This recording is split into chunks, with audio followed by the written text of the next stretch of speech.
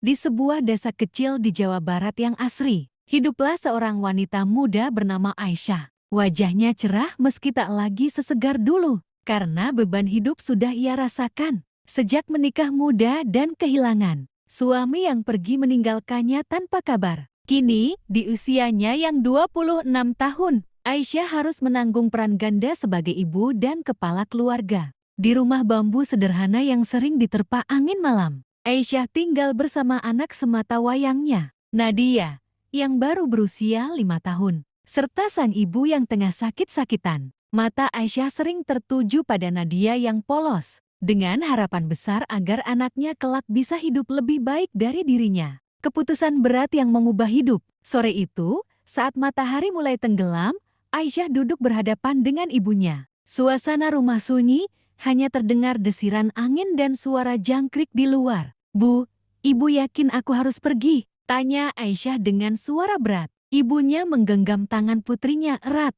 "Nak, ini jalan satu-satunya. Di sana, kamu bisa cari nafkah yang cukup untuk kita semua. Jangan takut, Tuhan selalu bersama kita." Tangis pun mengalir dari mata Aisyah. Meninggalkan Nadia dan ibunya bukan keputusan mudah. Namun, demi masa depan yang lebih cerah, ia harus kuat. Menginjak tanah Arab, suasana yang berbeda. Setibanya di Arab Saudi, Aisyah disambut oleh panas terik yang menyengat dan langit biru tak berawan. Debu halus berterbangan di udara. Sementara suara azan dari masjid terdekat mengisi keheningan sore. Rumah majikan tempatnya bekerja sangat kontras dengan rumahnya di Jawa Barat.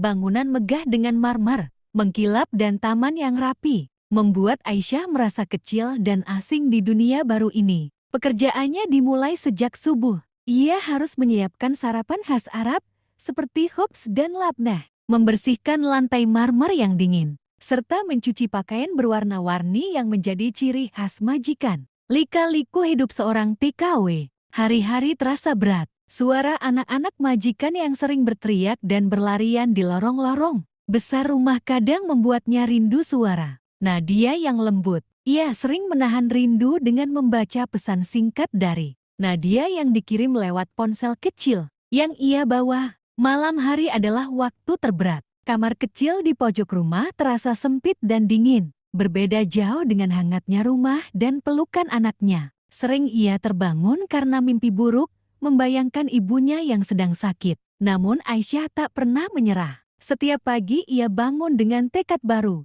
karena di balik segala kepenatan, ada wajah Nadia dan ibunya yang menjadi alasan ia bertahan. Harapan dari jauh. Suatu sore di musim dingin Arab, Aisyah menerima pesan video dari Nadia.